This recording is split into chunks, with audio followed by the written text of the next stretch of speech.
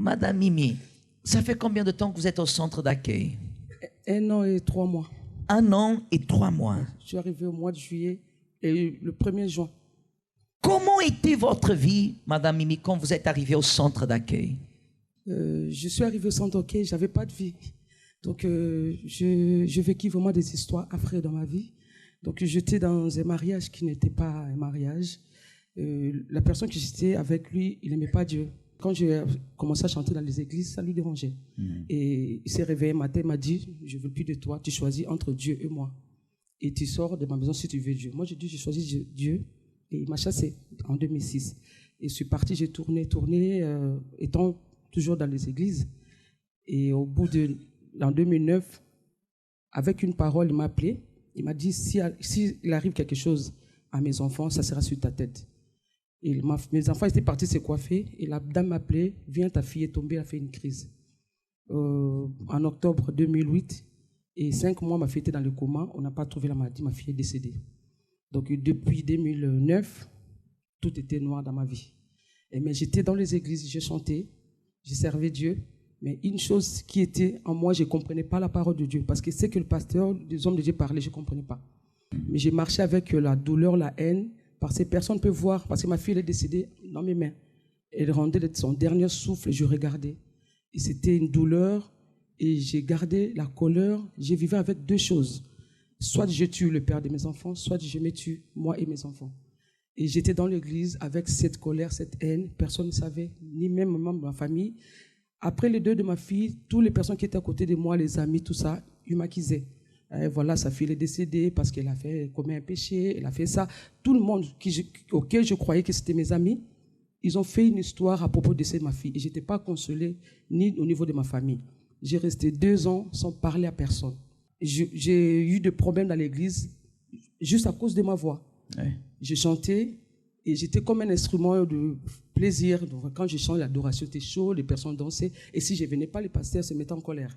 Et cette situation-là, qu'est-ce qu'elle a produit en vous? Des problèmes financiers, la maladie, parce que j'ai gardé la colère, la haine, j'ai vécu dans l'angoisse, j'ai vécu que dans le noir. Et j'ai dormi dans ma chambre. Parce qu'à ce moment-là, quand j'ai quitté la maison, on nous a logés juste après le décès de ma fille. Je ne comprenais pas que j'étais en 2 doigts de dépression. J'aimais bien rester dans le noir. S'il y avait la lumière, je n'aimais pas. Et c'est au travail qu'une femme qui m'a dit, attention Mimi, tu es en 2 doigts de faire la dépression. Je dis non, j'aime bien être dans le noir. C'est la seule chose que je savais, il y a un Dieu. Mais ce Dieu-là, il punit seulement. Et j'ai commencé à prier pour que le Dieu ne me prenne pas les 2 filles qui restaient. Parce que je me dis, bon, je suis personne de péché, voilà, et Dieu m'aime pas, Dieu aime seulement les autres personnes. J'arrivais pas à marcher, j'avais douleur de jambes, mais je sentais mes jambes lourdes. Et après, j'ai eu des problèmes de fibromes, et auxquels je suis arrivé à l'église parce que j'ai commencé à saigner non-stop pendant 3 mois. J'avais mal partout, si j'ai douleur de la tête, on appelle ça migraine. Ça peut prendre 2 semaines. Tout à fait. 2 semaines, même je prends les médicaments, ça part pas. Quand je suis arrivé au centre d'accueil, je comprenais pas. On m'a donné la place et j'ai continué le culte de 10 heures. Et c'est là, tout ce que le pasteur parlait, c'était nouveau. C'est comme si c'est la première fois que j'ai commencé à prier. J'ai commencé à faire la chaîne de prière. J'étais tellement malade et 3 semaines, j'étais guéri de fibromes. Et j'ai compris une chose. Avant de demander des bénédictions, il fallait d'abord réparer parce que mon intérieur était détruit. J'ai commencé à faire la prière, tout ce que le pasteur disait. J'étais en train pour me soigner. Et là, maintenant, je n'ai plus la haine. Tout ce qui passait dans ma tête est négatif parce que j'ai chargé la négativité en moi. Et là, maintenant, je suis guéri. Tout. J'ai demandé d'abord la guérison en moi. Oui. Et Dieu bénit. Les unes choses derrière les autres. La santé, professionnelle, financière. Je n'avais pas de vision parce que ma vie était là. Je me contentais du travail de 3 heures, 2 heures. Et maintenant, je projette des grands projets. J'ai dit, je me connais maintenant qui je suis. Avec des propos, tout ça. Il a envie de tuer le père des enfants. Ah non. non, j'ai dit même à ma fille, tu demandes pardon. Donc là, je vis normal, je ne dépends pas de quelqu'un. Même si on me dit, comme ça ne me dérange pas. J'ai une paix totale que j'avais perdue depuis 10 ans. Comment vous vous sentez? Trop bien, pasteur. Amen. Continuez. Amen. Dieu va faire au nom de Jésus. Dieu vous bénisse. Félicitations. Bonjour à tous et soyez une fois de plus les bienvenus dans notre émission Foi en Action. Et c'est un grand plaisir de pouvoir vous retrouver ce matin en compagnie de Paula. Et nous avons encore un message à vous transmettre. Et non seulement un message de vie, un message de foi, mais nous allons aussi vous montrer, comme c'est le cas des histoires véridiques, des personnes qui, à travers la foi, ont réussi à changer leur histoire de vie. Lorsque nous parlons de la foi, nous ne parlons pas d'une simple croyance dans l'existence de Dieu, mais nous parlons de la pratique de cette foi, des personnes qui croient que Dieu est capable de changer leur vie. Bien sûr, nous prions, mais nous avons aussi notre part à accomplir dans cette démarche et qui réussissent à sortir de leurs situations difficiles, des situations compliquées, des situations considérées même dans certains cas, des situations impossibles. Impossible, oui. Et c'est ça, parce que la foi mêlée à l'action de l'homme toujours emmène un résultat.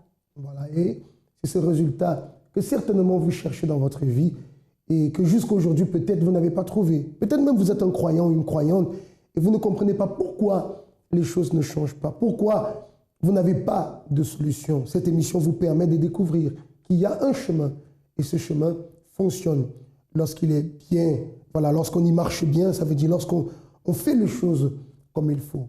Sans plus tarder, on va voir en ce moment l'histoire de Théodore. Théodore qui a passé par des moments difficiles, qui vivait des moments de complexe dans sa vie, qui essayait de se cacher derrière des conquêtes féminines, l'alcool, etc. En fait, tout cela révélait un mal-être intérieur, mais mal-être qu'elle a réussi à surmonter à travers la foi ici au centre d'accueil. Découvrons son histoire. Avant d'arriver au centre d'accueil, j'étais quelqu'un d'orgueilleux, narcissique. J'étais un peu hautain, mais tout ça, en fait, c'était une espèce de carapace pour cacher le manque de confiance que j'avais à l'intérieur de moi. Mais ce manque de confiance, en fait, il n'y a que moi qui l'avais, qui le voyais. Et les gens à l'extérieur, même à la maison, ne le savaient pas parce que justement, je faisais tout pour le camoufler à travers ce que je faisais dehors. Pour cacher le manque de confiance que j'avais, je devais montrer aux gens que j'étais capable d'avoir n'importe quelle fille, qu'elle soit plus âgée, que ce soit la sœur d'un ami, que ce soit une amie à moi. Je montrais en fait cet orgueil à travers ça. Pour moi, je me sentais supérieur aux autres quand je pouvais avoir n'importe quelle fille, on peut dire. Quand ça devait être sérieux, je fuyais. Enfin, ça n'aboutissait à rien en fait. C'était plus des problèmes qu'autre chose au final. Dans ma jeunesse, j'étais, comme je disais, j'avais pas confiance en moi parce que j'étais en surpoids, j'avais des appareils dentaires. Ça veut dire que pendant longtemps, j'étais soit le bon ami, soit j'étais pas comme les garçons avec qui j'étais, donc on se moquait de moi. Et il est arrivé un moment où je voulais plus être comme ça. Ça veut dire que j'ai commencé à faire du sport. Et quand j'ai vu que j'avais changé, bah ça a gonflé mon ego. Et là, j'ai commencé à me sentir supérieur, en fait, à vraiment travailler mon image pour que les gens voient à travers moi que je suis plus la personne d'avant, que voilà, j'étais quelqu'un de différent. Et dans ma tête, c'était vraiment un film. Je m'habillais pour plaire aux gens de dehors, je m'habillais pour être supérieur aux autres. Je m'habillais en fait pour montrer que voilà, en fait, je suis beau, je suis pas comme vous en fait. C'était vraiment ça. En fait, à l'intérieur de moi, j'étais stressé dans le sens où à la maison, ça n'allait pas du tout. Ça veut dire qu'il pouvait se passer quelque chose entre mes parents, etc. Et j'allais être frustré, stressé, je ne comprenais pas pourquoi ça se passait. Ça veut dire qu'à la maison, j'allais m'enfermer dans ma chambre à me poser des milliards de questions. Pourquoi c'est comme ça? Pourquoi ça arrive? Je me comparais souvent aux autres. Quand je voyais mes amis qui, eux, avançaient, qui eux avaient n'importe quelle fille, moi je me disais mais en fait t'es inférieur, en plus de ça à la maison ça va pas, t'es capable de rien en fait, t'es juste oui t'es bon à l'école mais voilà quoi, t'es l'intello de la classe et ça s'arrête là et c'est tout en fait. Bah, en fait je suis arrivé au travers de ma mère qui m'a invité et je suis pas venu facilement parce qu'elle a beaucoup lutté pour me faire arriver au centre d'accueil justement. D'une certaine façon aussi, j'avais touché le fond parce que je suis tombé malade. Je croyais tout avoir dans le monde, je croyais avoir des filles, je réussissais à l'école. Et cette période-là, je passais mes partiels et j'avais travaillé, mais je connaissais tout par cœur. Et la période des partiels, c'est là que je suis tombé malade. Ça veut dire que tout ce que j'avais révisé, tout ce que j'avais fait, bah, c'est comme si j'avais rien fait et j'ai fini à l'hôpital en fait. Et en fait, j'ai eu une visite des ouvriers de l'église qui sont venus me voir à l'hôpital justement, qui m'ont parlé, qui ont prié pour moi. Et à partir de ce moment-là, quand j'ai vu que j'avais perdu en fait mon temps dehors, là, et en fait, on m'avait parlé clairement et là, je me suis dit que j'avais plus le choix parce que je connaissais maintenant les deux parties, j'avais vu ce que le monde avait à m'offrir et j'avais vu ce que Dieu avait à m'offrir en fait. Au départ, j'ai commencé par faire toutes les réunions de délivrance le vendredi. Après ça, j'ai commencé à faire les réunions du mercredi, à venir au groupe jeune, faire les réunions de quotidiennes en fait. Et j'ai fait la campagne d'Israël. La première fois que j'ai cherché à faire le jeûne de Daniel, j'ai vraiment cherché à à casser en fait tout ce que j'avais à l'intérieur. Ça veut dire que comme j'étais quelqu'un d'orgueilleux, pour moi c'était dur d'aller m'excuser auprès de certaines personnes, surtout que moi quand j'ai raison, pour moi j'ai raison. Et là, même si j'avais raison et que j'avais un conflit avec une personne, je suis allé voir cette personne, je les ai recontactés, même si c'était difficile, je me suis excusé, même si sur le coup ces personnes-là m'ont envoyé balader ou tout ce qu'on veut, mais j'ai fait cet effort-là de véritablement casser ce que j'avais à l'intérieur de moi, casser véritablement tous les défauts que j'avais. Je sais que je ne serai jamais parfait, mais j'ai reconnu en fait les erreurs que j'avais. Aujourd'hui, qui je suis une personne totalement différente en fait. L'alcool, les filles, toutes ces histoires-là, c'est totalement derrière moi. Les choses que je faisais dans le monde, les soirées, l'orgueil, toutes les vanités, le fait de m'habiller pour les gens, tout ça, c'est totalement fini. Maintenant, tout ce que je le fais pour moi et je le fais pour Dieu. Et c'est ce qui compte en fait. Vous voyez que Théodore essayait, on a parlé d'ailleurs d'une fois ici, des personnes qui vivent d'apparence, qui essayaient de montrer une apparence de ce qui n'était pas. Et plus la personne vit dans cette situation, plus elle est frustrée, parce que finalement, elle sait elle-même que ce qu'elle est en train de montrer comme image n'est pas la réalité. Oui, et c'est ça qui est difficile, parce que voilà, la personne, elle vit dans l'apparence, et voilà, c'est comme vous disiez, elle sait que ce qu'elle vit, c'est pas vrai, mais elle a besoin de ça, parce que sans ça, sans cette image qu'elle est en train de se créer, elle est comme Théodore, elle est complexée, elle est mal avec elle-même. Donc, pour dépasser cela, malheureusement, cette personne est obligée, en fait, de passer par plein de choses. Bon, par exemple, lui, il fréquentait beaucoup de jeunes femmes parce que le fait d'avoir des compagnies à côté de lui donnait une certaine assurance qu'il n'avait pas en vérité. Voilà, et beaucoup de personnes, malheureusement, aujourd'hui même envient des personnes qui vivent d'apparence, mais sans savoir en réalité ce qui se produit au plus profond de leur intérieur. Mais lorsqu'il y a un désir sincère de vouloir changer, lorsqu'il y a une reconnaissance que cela n'apporte rien de positif dans notre vie et qu'il y a une recherche sincère du changement, sachez que Dieu veut et a le pouvoir de changer cette situation. Peut-être vous nous regardez en ce moment, c'est votre cas et vous avez déjà tellement vécu d'apparence qu'aujourd'hui peut-être vous avez peur de vous confronter à la réalité de votre vie. Pour la changer, justement, il faut la confronter. Et nous vous disons qu'avec la foi, les choses vont réussir. Ce n'est pas comme si vous allez faire une tentative dans laquelle vous n'avez pas la certitude que les choses aboutiront à ce que vous désirez. Non, nous vous disons, nous vous garantissons, pas d'ailleurs nous, mais Dieu garantit ce changement. Et la preuve, ce sont les témoignages que nous voyons. Si ces personnes ont réussi parce qu'elles ont suivi ce chemin, alors si elle aussi a suivi ce chemin, elle va réussir. Oui, parce que c'est ça. À partir du moment, par exemple, on voit les témoignages chaque jour. Et si on est là, on décide de se battre, on décide de laisser cette apparence pour commencer à assumer véritablement la personne que nous sommes. Et que là, on prend des attitudes différentes. Comme je disais, qu'on se bat et que, comme Théodore, qu'on décide d'enlever cette veste et de revêtir une veste nouvelle. Forcément, on a un résultat positif qui se passe. Votre vie peut totalement changer. Ça, nous vous l'affirmons. On marque une courte pause en ce moment, le temps d'un spot. Et juste après, on va se retrouver avec Cindy, l'histoire de Cindy que nous allons découvrir. À tout à l'heure. La Bible contient la pensée de Dieu, la condition de l'homme, le chemin du salut, la défaite des méchants et la joie de ceux qui croient en elle. Ces doctrines sont saintes. Ces préceptes sont pour toujours. Ces histoires sont véritables. Ces décisions sont immuables. Lisez la Bible pour être sage. Croyez en elle pour vous maintenir en sécurité. Pratiquez-la pour être saint. Elle contient la lumière qui donne la direction. C'est l'aliment pour fortifier les faibles, l'appui pour élever le déchu.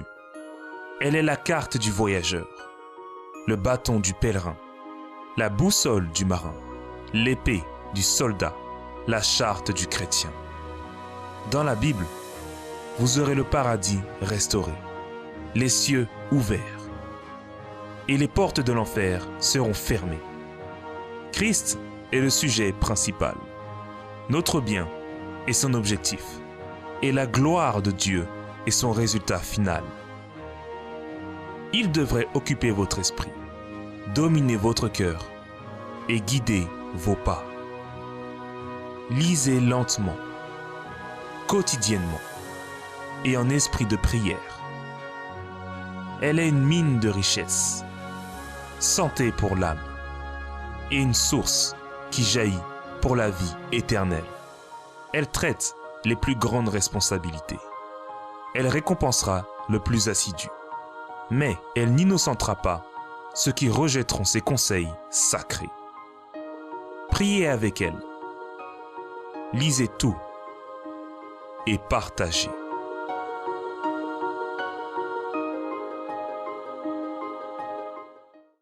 Freddy, ça fait combien de temps que vous êtes à l'église? Ça fait à peu près depuis 2005. 2005. Oui. Ça fait 10 ans. Oui. Très bien. Faites attention, Église. Faites attention. Venez par là. 2005. Comment vous étiez, comment était votre vie quand vous êtes arrivé au Centre d'accueil universel? Alors, lorsque je suis arrivé au Centre d'accueil universel, j'étais rempli de problèmes spirituels. J'étais jeune. J'avais à peu près l'âge de 16 ans, où là, vraiment, la lutte était conséquente. Déjà à 16 ans. Oui, déjà à 16 ans. J'étais quelqu'un aussi de très orgueilleux. Je croyais que tout ce que je disais, tout ce que je faisais, j'avais raison. J'étais aussi quelqu'un qui mentait beaucoup. Pour un oui, pour un non, pour me sortir de certaines situations. Alors que finalement, la situation ne s'arrangeait jamais et l'empirait. J'étais quelqu'un aussi de très renfermé sur moi-même. C'est-à-dire, j'étais très solitaire. Lorsque j'arrivais dans un lieu public, par exemple, j'avais l'impression que tous les regards étaient fixés sur moi. Vous aviez des complexes d'infériorité? Oui, c'est ça. Je pensais que c'était normal ce qui m'arrivait. Je pensais que c'était mon destin. Et puis, mon petit frère, lorsqu'on a commencé à traverser des luttes dans notre famille, c'est mon petit frère de l'âge de 13 ans qui a connu le centre d'accueil à travers une amie de ma mère. Et cette amie, en fait, nous a invités au centre d'accueil d'Ivry-Courcouronnes. Et là, j'ai commencé à venir. Jusqu'au jour où je suis parti avec des amis. On est parti faire des tours ensemble. Et ce soir-là, j'ai eu un grave accident.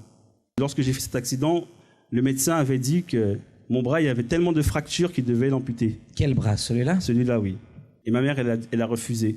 Donc à ce moment-là, elle a fait un gros défi de foi avec Dieu. Lorsque j'ai eu le plâtre, elle est venue faire l'onction. Et 3 mois après, lorsqu'ils ont enlevé le plâtre, mon bras était guéri. J'ai pris conscience que malgré tout ce que j'ai fait, le comportement que j'ai eu devant Dieu, Dieu n'a pas désisté de moi. Et à ce moment-là, je me suis accroché à lui.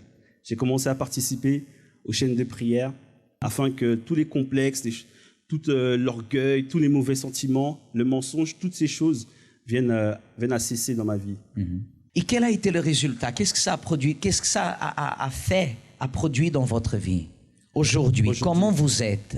Aujourd'hui, je suis béni dans ma vie sentimentale. Cela fait depuis le 9 octobre 2010 que nous sommes mariés sur l'autel de Dieu. Je me sens totalement béni. Dans ma vie professionnelle aussi. Avant de connaître le centre d'accueil, j'ai commencé dans une profession où j'étais vraiment humilié. L'entreprise où j'étais, donc j'avais un poste de responsabilité là-bas, dans les services techniques, et cette entreprise a fermé. Donc ils sont partis délocaliser à plus de 300 km d'ici. Lorsque j'ai entendu cette annonce... D'être resté désespéré? Non, pas du tout. J'ai dit, voilà, maintenant mon Dieu, montre-moi comment ma fidélité, elle agit aujourd'hui. Donc Dieu a fait que 3 jours après, j'ai trouvé une nouvelle entreprise, que eux-mêmes ils sont venus en fait me chercher, me recommander. Et dans cette entreprise, en fait, à peu près, il y a 3 mois de cela, j'ai appris qu'ils rachetaient le site où j'étais. Avant. Et en plus de ça, ils m'ont versé une certaine prime assez conséquente, c'est-à-dire d'une somme de plus de 15 000 euros. Le salaire que je touche aujourd'hui dans cette société est beaucoup plus conséquent de ce que j'avais. Il y a encore aussi des primes qui doivent arriver à la fin du mois d'octobre. Comment vous vous sentez aujourd'hui? Aujourd'hui, avec le Saint-Esprit, je me sens dans la paix, avec force. Et je suis quelqu'un maintenant de persévérant et de déterminé aussi. Freddy, que Dieu vous bénisse. Saluez Nancy, l'enfance. Merci. Vous n'avez pas réfléchi aux conséquences. Pour cette raison, vous êtes ici.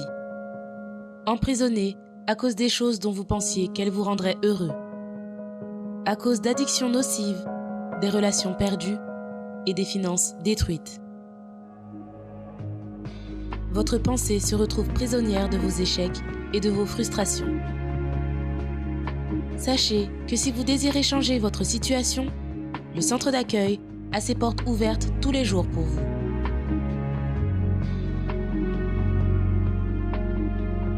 Nous souhaitons vous aider à vous libérer de toute prison où vous vous trouvez.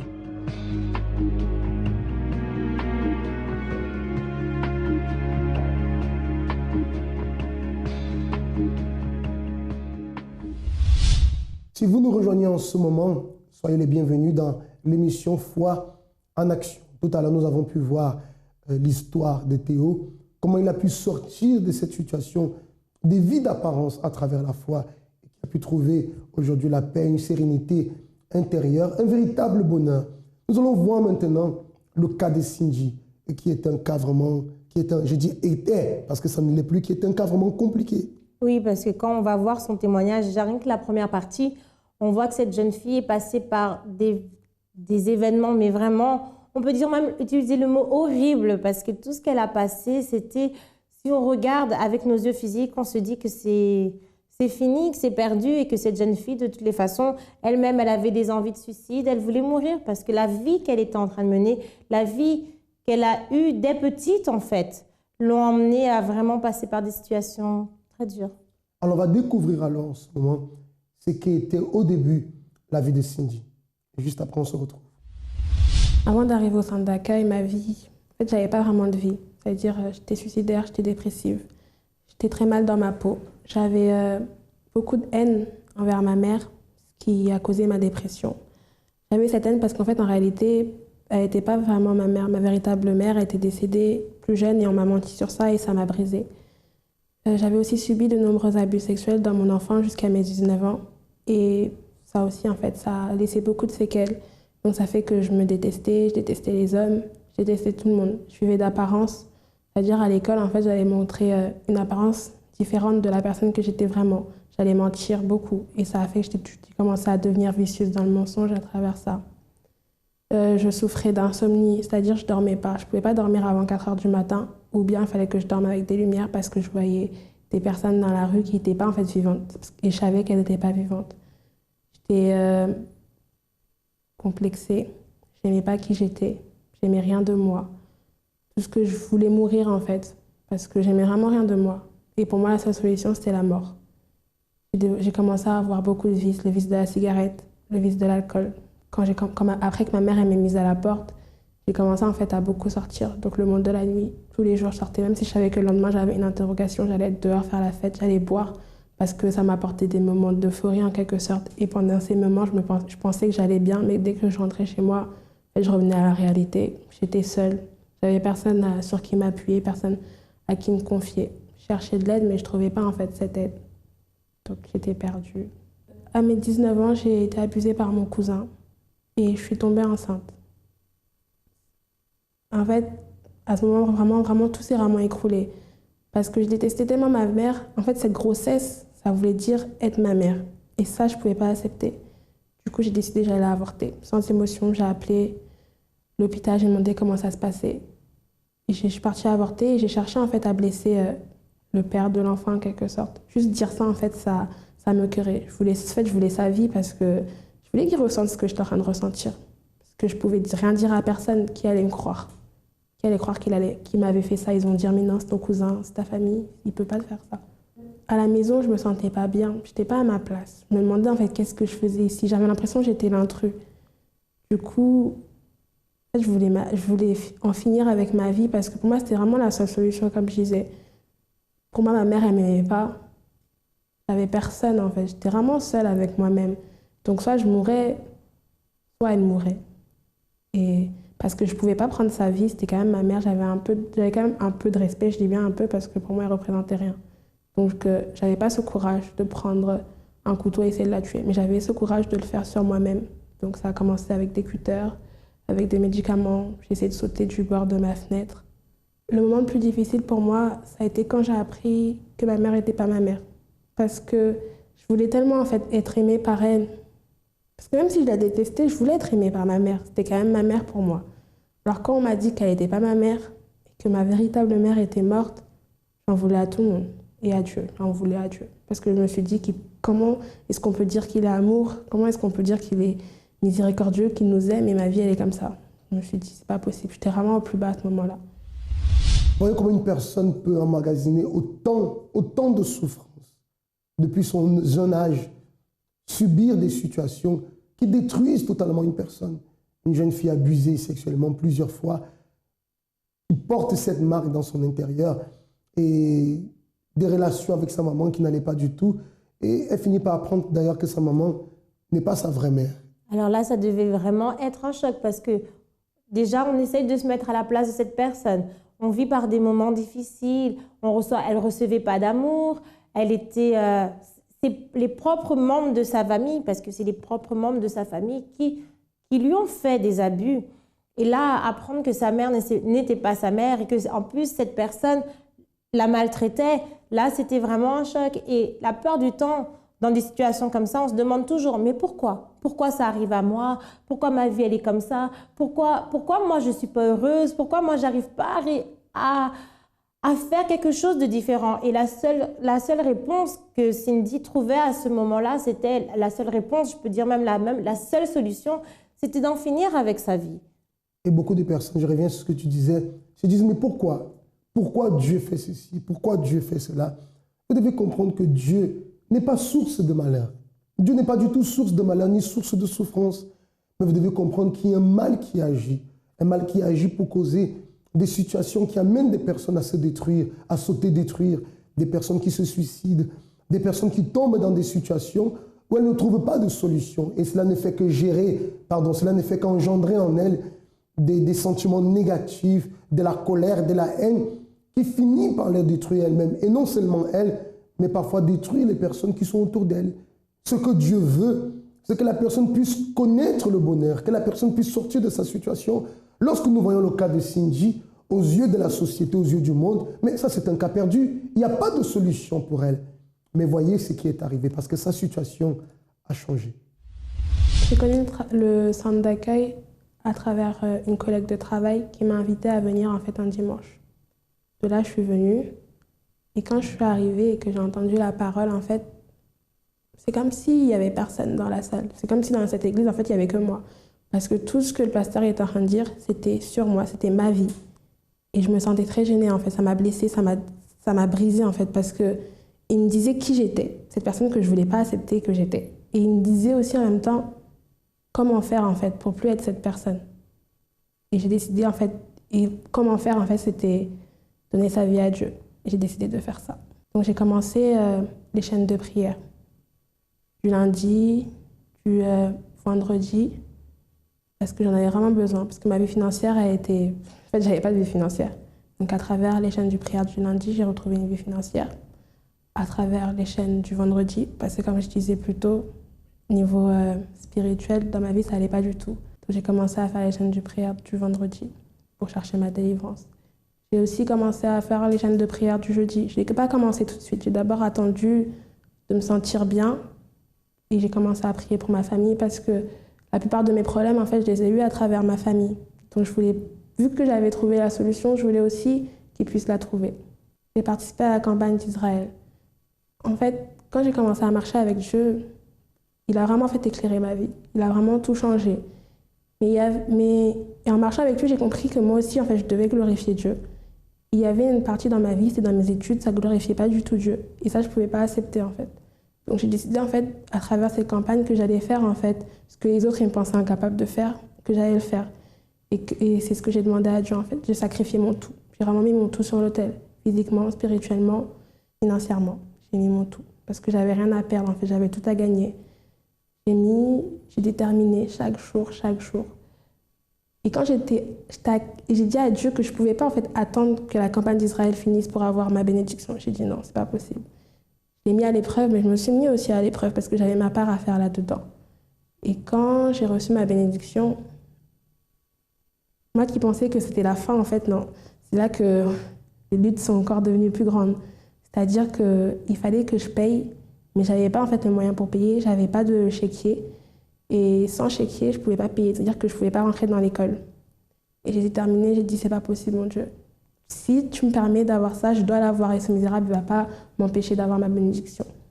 Pour moi, la campagne Israël, c'est une opportunité. C'était une opportunité de faire en sorte que ce qui était impossible devienne possible. C'était une opportunité de glorifier Dieu, et c'était une opportunité de repousser en fait toutes les limites. Parce que j'allais voir aussi à travers cette campagne qui j'étais vraiment, en fait.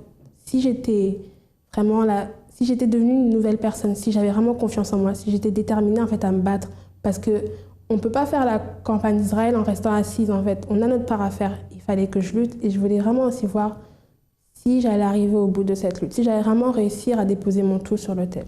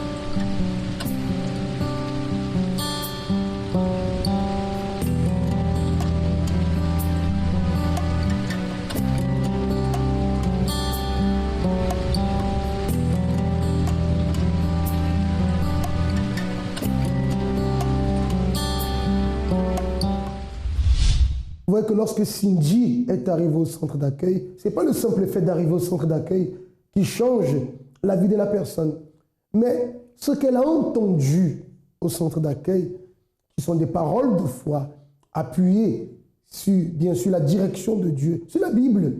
Elle a cru, elle a mis en pratique les directions qu'elle a reçues, elle a lutté, elle a persévéré, parce que comprenez bien que sa situation n'était pas simple. Tant de souffrances, tant de blessures, je pourrais même dire, tant de trahisons, tout cela à l'intérieur d'une personne, ça fait beaucoup. Mais lorsqu'il s'agit de la foi, rien n'est impossible. Et en mettant en pratique sa foi, elle a pu voir la solution. Oui, elle a pu voir la solution parce que elle avait quelque chose, un désir de quoi? De changer de vie. Parce que quand elle est arrivée, on lui a montré une autre solution. Parce qu'au début, la solution qu'elle avait, la seule solution qu'elle avait, c'était la mort. Et après, quand elle est venue, quand elle a entendu la parole, elle s'est dit non, comme ça, je n'ai rien à perdre. Je n'ai rien à perdre. Et des fois, on n'arrive pas à changer parce qu'on pense comme ça qu'on a quelque chose à perdre. Mais en vérité, quand notre vie elle est en bas, quand il y a plein de difficultés, on n'a rien à perdre à se lancer et à prendre une solution qui véritablement, comme on peut le voir à travers les témoignages que nous voyons chaque jour dans les émissions Foi en Action, que voilà, que quand on prend une décision, la solution de faire sa vie, de confier en Dieu, d'agir la foi, parce qu'on parle de foi aujourd'hui, d'agir la foi, la solution, le changement s'opère et c'est ça qui a commencé à arriver avec Cindy. Elle a commencé, elle s'est lancée et elle a pu voir un changement. Exactement. Et c'est cette attitude de foi. Nous ne vous parlons pas des religions. Nous ne sommes pas en train de dire que lorsque vous allez arriver au centre d'accueil, tout sera facile. Non, les choses ne seront pas faciles. Mais si vous croyez dans la direction qui vous sera donnée, d'ailleurs, il y a une équipe pastorale, des serviteurs qui sont là à disposition pour vous aider, pour prier pour vous apporter un soutien, enfin, pour lutter et faire en sorte que la parole de vie, la promesse de Dieu puisse s'accomplir dans votre vie, que ce soit sur le plan de votre famille, sur le plan familial, sentimental, sur le plan de la santé, sur le plan professionnel, financier. Il y a toujours une solution lorsque nous apprenons à dépendre de la foi. C'est ce que Cindy a mis en pratique. Voyez le résultat de sa vie. Aujourd'hui, je suis une nouvelle personne. Je suis quelqu'un de défini. Je sais ce que je veux. Je sais où Dieu veut m'emmener et je suis prête à tout pour arriver jusqu'à où il veut m'emmener. Je vis de sacrifice. Ça veut dire que j'ai compris que sans sacrifice, on n'arrive à rien. J'ai confiance en moi, quelque chose que je n'étais pas. Je sais que je suis capable, je suis déterminée. Je ne suis plus quelqu'un de complexé, je ne suis plus quelqu'un de timide. je suis devenue quelqu'un de révolté. J'accepte plus tout ce qui est négatif dans ma vie, je l'accepte plus. Donc, je suis cette nouvelle personne. En fait, ma famille, je pensais vraiment que ma famille, ça n'en valait pas la peine au début quand je suis arrivée. Je me suis dit, mais comment est-ce que je peux prier pour eux quand ils vivent cette vie? Mais j'ai vraiment vu la main de Dieu dans ma famille. En fait, aujourd'hui, j'ai retrouvé des relations que je n'avais pas en fait, avec eux. J'ai appris à les faire confiance, ils ont appris à me faire confiance. Et je vois comment mes petits frères, ils grandissent dans un cadre de vie différent du mien. Ça veut dire qu'ils ont une relation avec ma mère, j'ai plus aucune haine. Maintenant, j'aime ma mère. C'est quelque chose que je pensais impossible. J'ai plus de haine envers personne. Que ce soit mes oncles ou mes cousins. J'ai pardonné, en fait. Une des premières choses que j'ai appris en arrivant au centre d'accueil, c'est le pardon. Je me sens libérée, en fait. En fait, ce passé, c'est plus le mien. En fait, c'est le mien, mais il définit plus, en fait, qui je suis. Donc, c'est vraiment... Je suis toujours reconnaissante envers Dieu parce que quand je repense à qui j'étais et quand je vois qui je suis vraiment, je me dis waouh, qui aurait cru en fait que je serais cette personne? Jamais j'aurais imaginé être ça. Les vices, j'en ai plus du tout. Et j'en ai plus du tout. Et quand je vois quelqu'un qui est vicieux, tout ce que je veux, je prie pour cette personne pour qu'elle puisse rencontrer Dieu et aussi être délivrée de ça parce qu'il n'y a rien de pire que d'être vicieux dans la vie. Le centre d'accueil, c'est un trésor en fait. C'est une clé en fait qui m'a permis d'ouvrir un grand trésor. C'est vraiment ça. C'est une clé qu'on m'a donnée et j'avais le choix en fait soit de l'utiliser, soit de la jeter. Et j'ai décidé de l'utiliser et ça m'a donné accès à quelque chose de tellement grand et tellement beau que voilà, c'est vraiment une clé qui ouvre toutes les portes. Et pas des portes négatives, des portes qui vont vous conduire, qui m'ont conduite vers quelque chose de tellement grand, vers la réussite, vers l'accomplissement de soi-même, vers une nouvelle personne. Et avoir une rencontre avec Dieu surtout.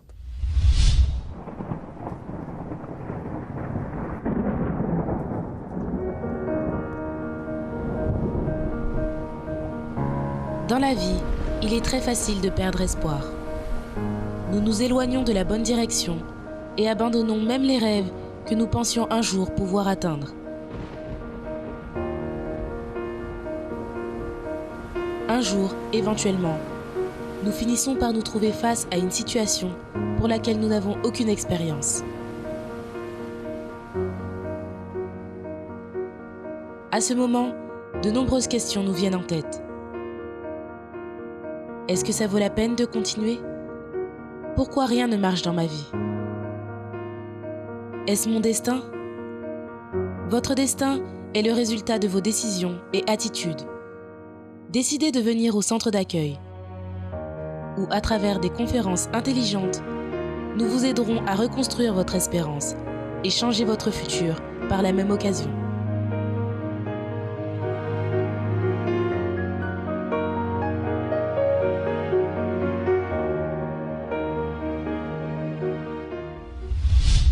Vous voyez qu'une chose qui me touche ici dans son témoignage, c'est le fait qu'elle a réussi à pardonner.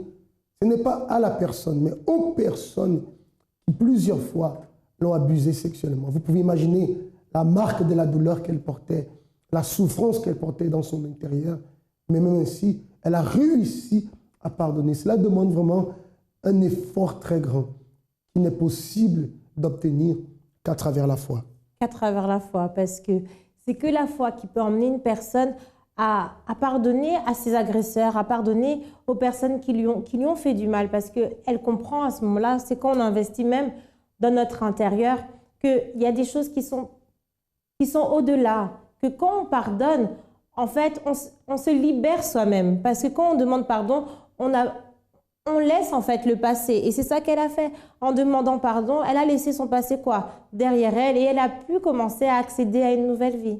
Voilà, une nouvelle vie, une vie de paix, une vie aussi réconciliée enfin avec sa mère. Aujourd'hui, intérieurement, toutes les blessures ont été guéries, tout a été effacé. Et aujourd'hui, grâce à la foi et bien sûr à sa détermination aussi, elle a pu conquérir cette vie nouvelle que Dieu a préparée pour elle. Et vous qui me regardez en ce moment, certainement, vous avez des situations dans votre vie. Il y a des cas, des situations même que vous traînez depuis des années, que vous n'arrivez pas à résoudre. Et peut-être cette situation vous avez mis dans un coin en vous disant que c'est la vie, on fait avec. Mais laissez-moi vous dire que cette situation, si vous désirez et si vous êtes prêt à lutter, on va vous aider. Cette situation peut changer. Raison pour laquelle je vous donne ce numéro de téléphone, le 01 53 35 85 12. Vous allez appeler et cherchez à savoir quel est le centre d'accueil le plus proche de chez vous. Et très rapidement, vous allez chercher de l'aide afin que vous puissiez alors sortir de cette situation. Pour vous tous qui êtes ici sur Paris, alors nous sommes situés au 254 rue du Faubourg Saint-Martin, dans le 10e à Paris, ligne de métro, la ligne 5, le métro Stalingrad, ou alors la ligne 7, le métro Lublin. Nous vous attendons parce qu'une nouvelle vie vous attend aussi. Mais à vous de prendre la décision de lutter ou alors de continuer à rester dans la même situation. Je profite pour vous inviter demain dimanche où nous serons là, qui est un grand jour. Ça va être enfin le 21e jour de ce propos des 21 jours que nous étions en train de faire pour recevoir la paix intérieure, pour recevoir la présence de Dieu dans notre vie. Et je vous invite parce que demain sera un grand jour dans tous les centres d'accueil. Vous avez le numéro de téléphone qui s'affiche à nouveau sur le bas de votre écran. Vous pouvez appeler alors pour savoir à quelle heure nous aurons donc cette réunion spéciale dans le centre d'accueil qui se trouve près de chez vous. Ça va être un jour de victoire, un jour de concrétisation dans la vie de beaucoup de personnes. Oui, et on peut même dire aussi un jour, le premier jour d'une nouvelle vie. Exactement. Surtout que nous commençons une nouvelle année, il n'y a pas meilleure façon de commencer. Nous vous attendons donc en vous souhaitant de passer une très bonne journée ce samedi. Et à toi aussi, Paula, une bonne journée. Pareillement.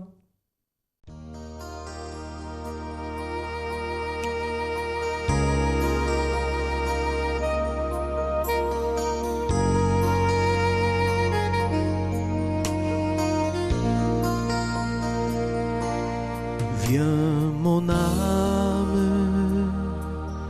te réclame, car c'est toi qui m'as cherché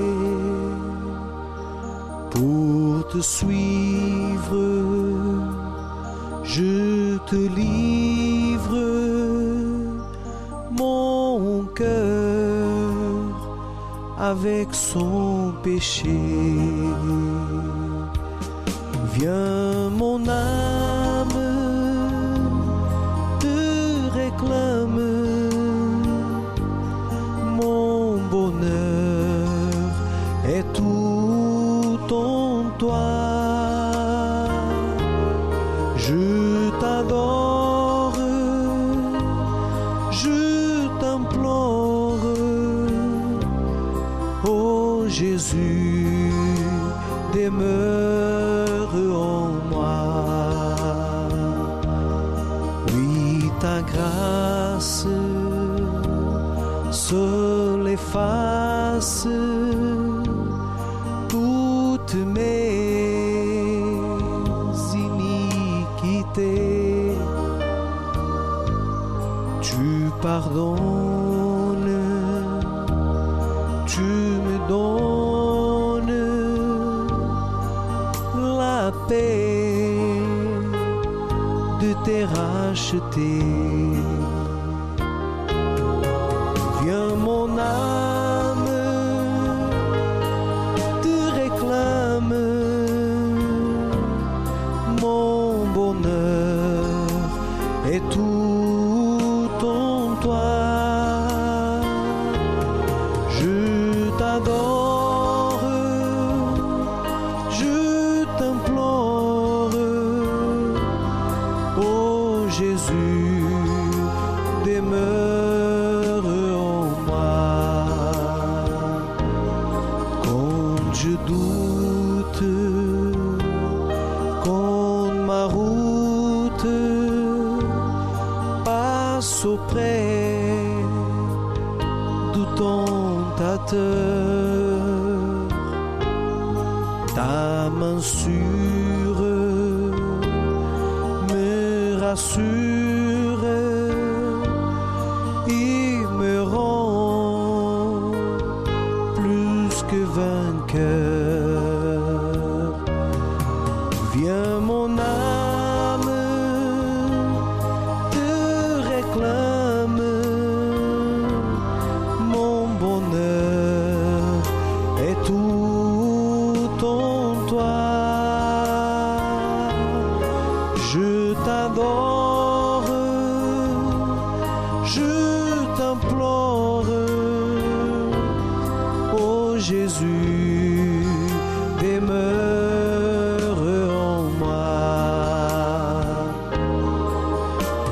demeure